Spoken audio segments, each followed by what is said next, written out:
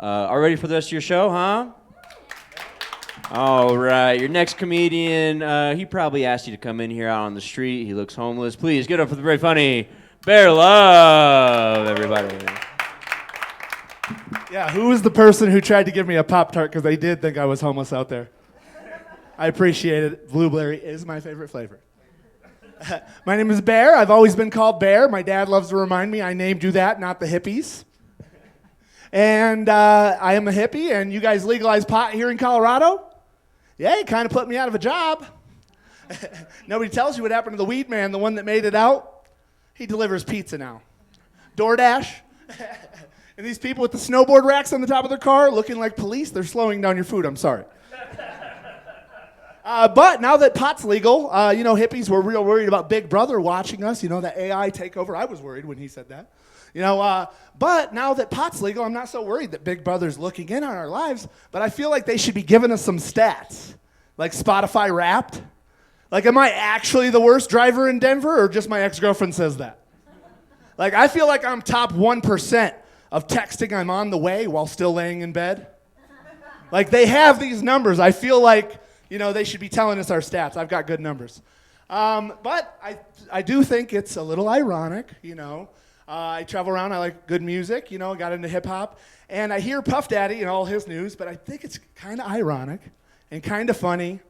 Bad Boy Records and Puff Daddy. They set the stage by making a bunch of songs about how snitches get stitches, what you see in the streets, don't talk about. And then he just started fucking his friends in the ass.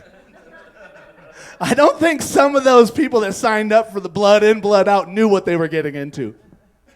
And if you did not think his song with Faith Evans singing I'll Be Missing You was a love song to Notorious B.I.G., the red flags were there.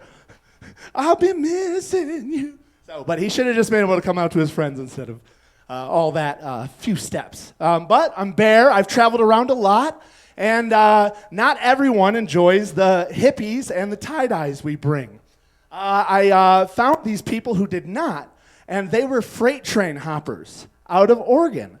And I was at a music festival out there called Horning's Hideout, and my girlfriend, the one that says I'm a bad driver, she said she wanted to go back to Colorado, and I thought she was bluffing, so she left me at a music festival on day 3.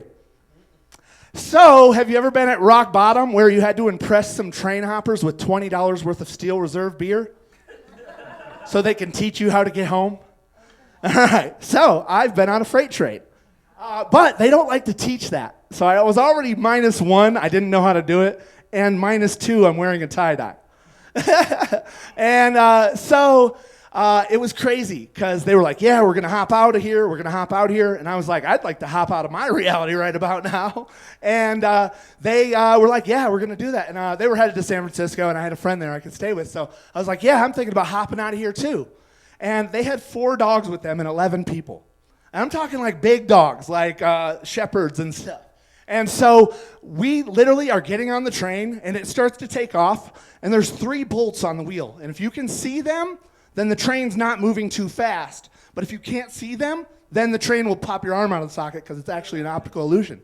And so the train starts moving. I'm counting the bolts because this is my first time. I'm like, oh no. And I'm handing dogs up. Literally, and the true story is there was a girl named Mary Cherry that I was wanting to follow on this train. She was adorable. I was carrying her dog.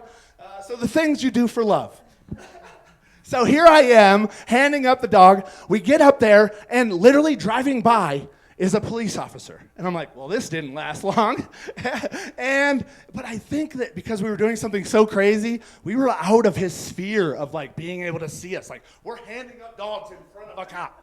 And I'm like, this is over. But I'm still committed to the bit, And so we're fine. And then I find out that to get to San Francisco, we were in Eugene, Oregon, it's going to take us 29 hours on the train. It's a 4-hour drive. So I had no idea what I was getting into. And we got really tired of hiding every time the horn went off, you know what I mean? So it was kind of cool because there was rebar in the cart. And so we were looking in the rebar, and each of them was like a McDonald's play place where each of the 11 of us kind of took it like it was our bedroom. Like he had whiskey over here, he had some weed, so let's go over to your little play place. And we didn't know that there was only 3 cars that had that. So when we were riding on the top of the rebar, the police saw us and stopped the train in Garber, California, which I'm never allowed to enter again.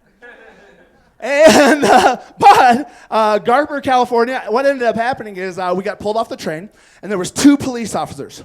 One of the police officers was sitting there with his hands on his, what the heck? And he said, "You 3 come down." And our leader was this guy named Otter, who had done it like thousands of times. When the cops asked how many times we had done it, I said this was my first. They all looked at me like they were so mad they taught me how to do it. The one cop, he's an older guy, 50s, 60s, he'd been there for years, and he's looking at us like smiling with his hands on his hips. He goes, "You guys just go from town to town, and you drive around." And then there's another guy with his hand on his gun, like reading all of our warrants. and he's like, chill out. He tells the guy, he goes, "You guys just go from town to town and hop around like that." And he goes, "If I didn't have a wife and kids, I'd get right back on that train with you." And Otter goes, "Well, sir, you should let us back on. We're trying to get to San Francisco." And he goes, "I can't do that. Union Pacific has asked me to pull you off, and I have to do my job." He goes, "But what I can do is there's a homeless little fig tree where I arrest them all the time." He goes, "You can go sleep in my homeless tree." And he goes, "And there's another place where you can jump back on the train tonight." And so the people just supported us. And when we got to town, these people gave us a bunch of cases of beer, one of the beer distributors. People just supported us going against the grain, you know what I mean? So they were like, "Go, go." And so we get into the fig tree. We got all these 40s of beer, and they're drinking. I'm like, "Oh, gosh, this is nuts. And we get a knock on the tree, and it's the cops. And I was like, "Oh, no, now he knows we're drinking in the park in his tree." I said, "We ruined it." And he comes back, and he says, "I thought you guys might be hungry out here in the desert, and it's hot out here, so I brought you guys some Otter Pops and some zucchini muffins from my wife."